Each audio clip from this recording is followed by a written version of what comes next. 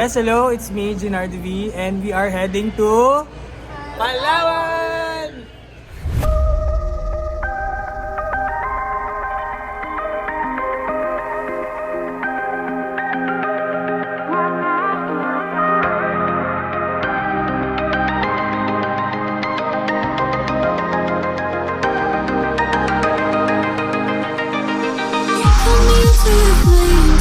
I'm barely breathing, trapped in this feeling. I wake up screaming your name, but I'm only dreaming. Vision is fading. I don't know why. I'm trying to try to tell myself what I should know.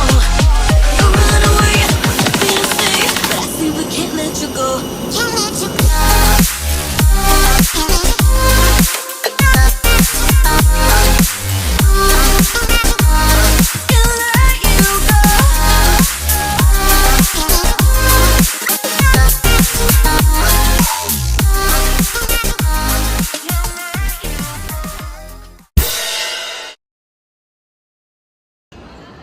Ano na? Hey! Andrea! Hey! So, ayun na nga guys. Boarding time namin is 5:55. Andito lang kami, hinihintay lang namin. Ayan sila. Ayan. Napaka-busy. So guys, So ito na. Ito na kami.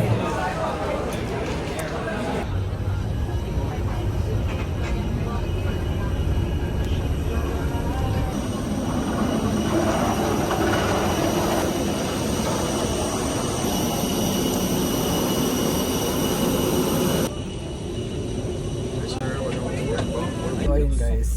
Nandito na kami. Keep window shades open and tray tables Nakakita na naman ako ng flight attendant. with the use of mobile phones is Tingnan prohibited nyo. while cabin door this aircraft. Each seat is provided with a seat belt. To fasten, push ends together. Tighten seat belt by pulling loose end. To enter Balang araw, regulations, magiging please flight stop attendant using your ka din. gadget if the battery becomes excessively warm.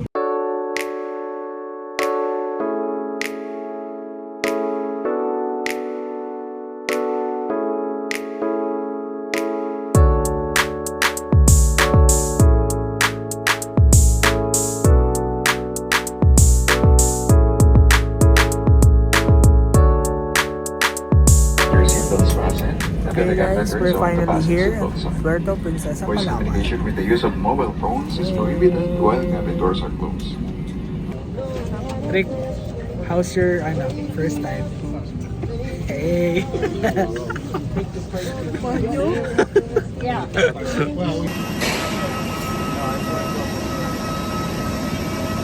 Guys, touchdown Palawan. So, from Manila to Puerto Princesa, Palawan, it took us 1 hour and 20 minutes. Dito na kami sa labas.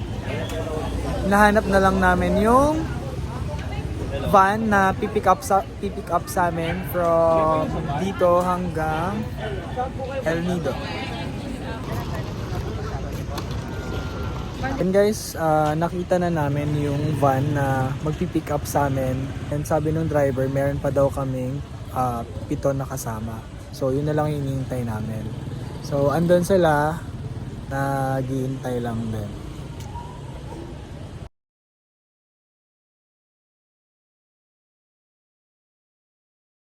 The next day. Good morning! Hello. Palawan day 1. And ngayon, ayan, nagpe-prepare na sila. As you can see. So ngayon, inintay lang namin yung breakfast na ma-ready.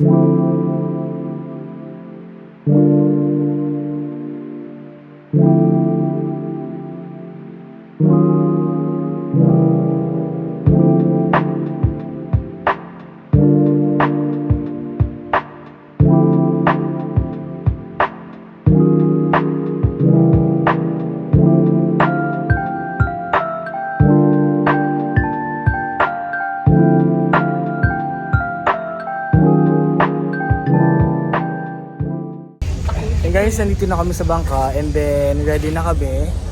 Hey! Hey, Finn! So, from our hotel, naglakad lang kami dun sa office kung saan yung tour namin, and then nag-register na kami. And then pagkatapos doon, punta na kami dito. We just rented our snorkeling gear.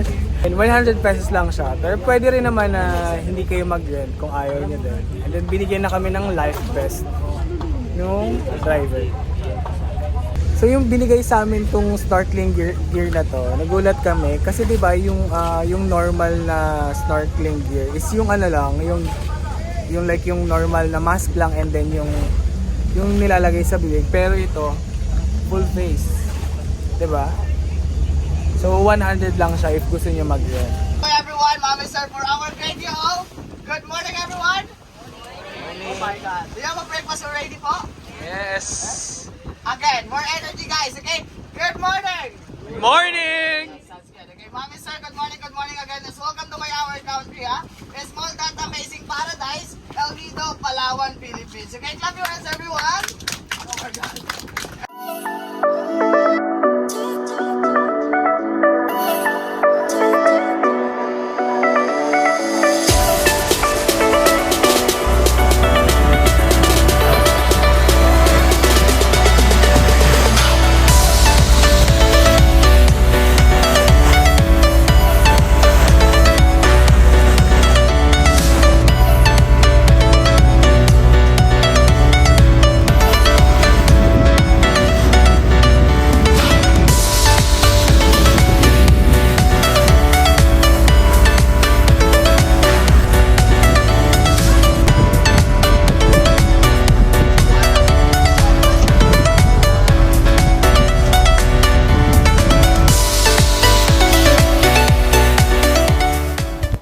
Hello guys, so we have docked here to our first island, and it's called Cadlaw Island, and it took us 45 minutes from our main island to our first island.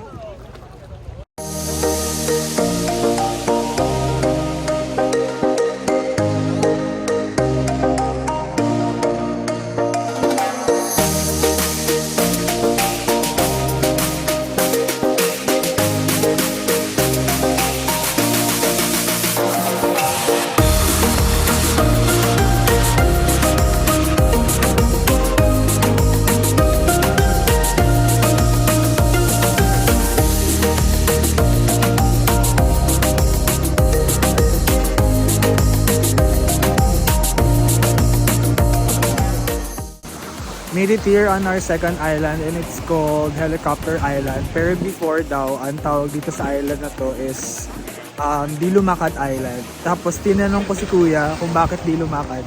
Kasi hindi daw talaga siya gumagalaw. So yun. So from our first island, it took us 30 minutes to get here. Kung bakit daw to naging Helicopter Island, kasi Hugis Helicopter daw yung island na to.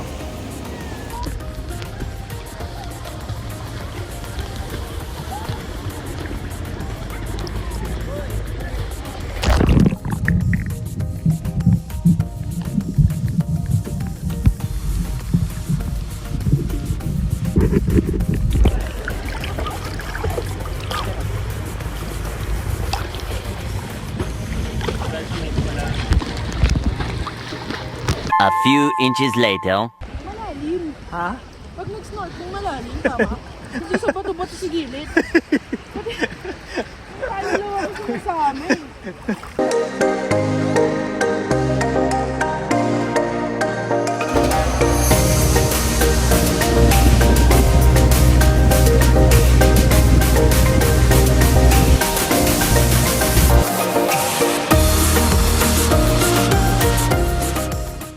Hey guys, we have docked here to our third island, and it's called Pasaligan Island. So this is where we're going to have our lunch.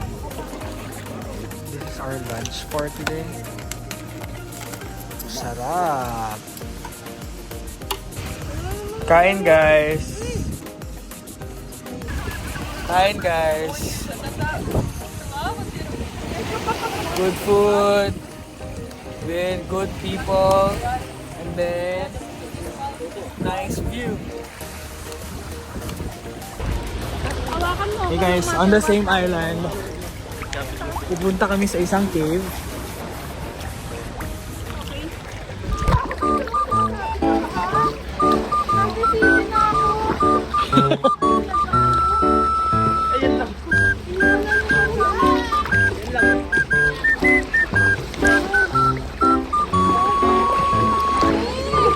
Ah.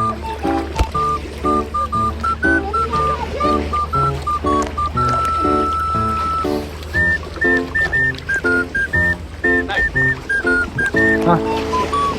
Kaya mo ba? A few moments later.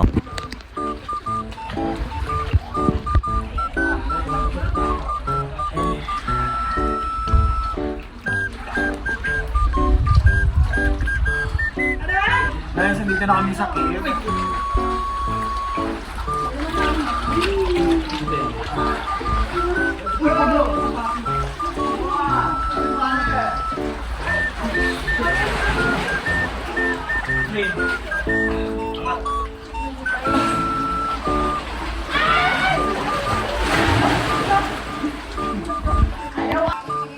Super worth it yung ginawa namin. Look how clear the water is. Hey.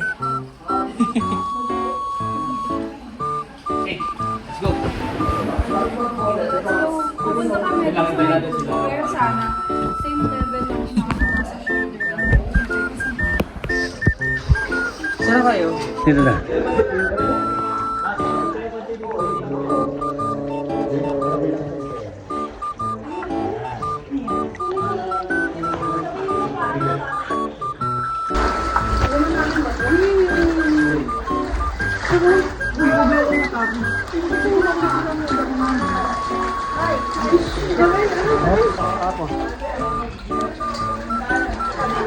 Katalim na. Una ka na. Kasya ba ka dyan? Kay Lolo ka dyan?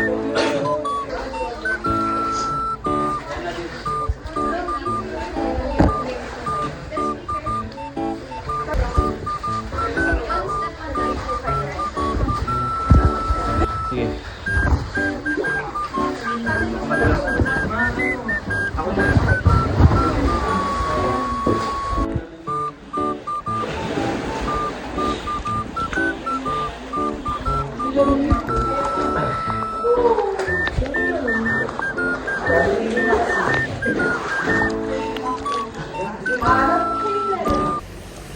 We are now here on our last island and it's called Paradise Island.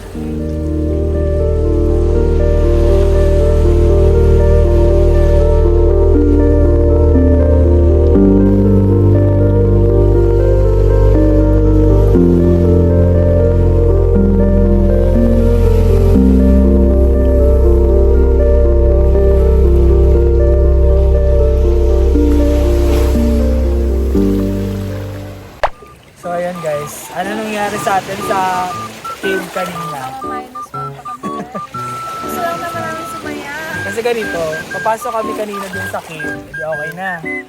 Nung palabas na kami, ako nung una, inayos ko tong phone ko, hindi ko napansin, si Prin may nakitang ahas. So ang itsura ng ahas is black and white. So anong ahas yon? Ang tawag pala doon ay, anong tawag doon? Walo-walo. Ayun, walo-walo. Magiging kwento pa kami. Guys, nung minus 1 pa kami. Diba? Kasi hindi pa naniniwala yung tour guide namin na may nakita kami. Pinagtatawanan pa kami. Panic ni Tapos dito naman guys, meron naman dito bayawak. Di ba bayawak? Hindi ko na dito. Di ba bayawak yung kaya? Bayawak.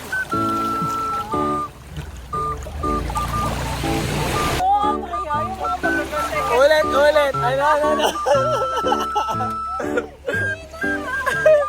Ano? Hindi mo.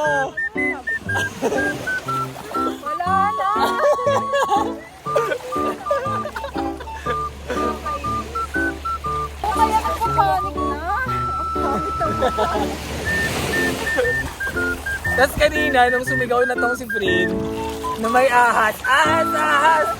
Yung paa ko, nakakakit na dun sa bato. So nakatagilid ako ganyan, yung dalawang kamay, nasa gilid. Hindi sila naniniwala sa amin. Kung nakita lang nila yung ahas na nakaganon talaga. Pati yung tour guide, pinagtatawanan kami. Hanggang sa makabalik yung tour guide dito kasi may mga naunang tourist din dun sa bangka na kung saan kami nakasakay. Doon niya kinikwento, di pulot. Chismis pa kami, pulutan. Ano naman nangyari kayo ni? Tumalon!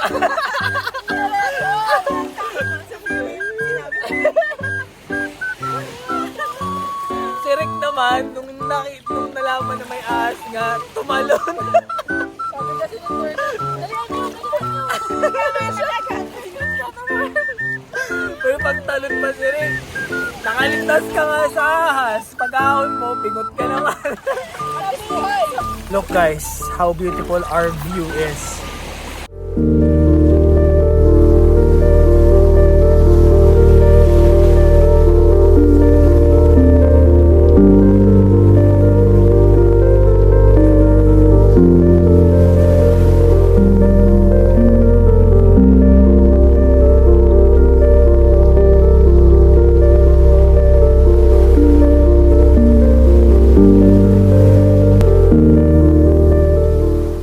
Finally back in our hotel room and now we're getting ready to grab some food for our dinner.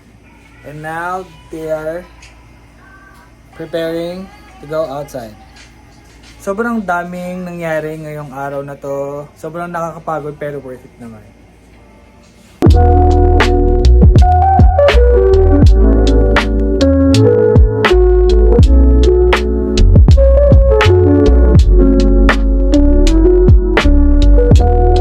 Kami ngayon sa Haim Restaurant. Ang nila dito is manok. Parang mang inasal. Yun. Tapos in-order ko itong leg part. Yung kay Frin, leg part din. Kay Dan, leg part din. Tapos umorder sila ng Anton Sotanghon. Ano? Yan. Si Rick naman, ganun din. Only rice and si Andrea. We're done with our dinner and next stop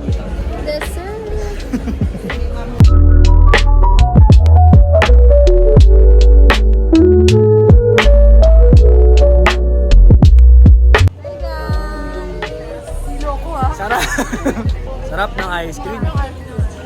Good ice. Ang bango. Kakain lang. Ang bango dito.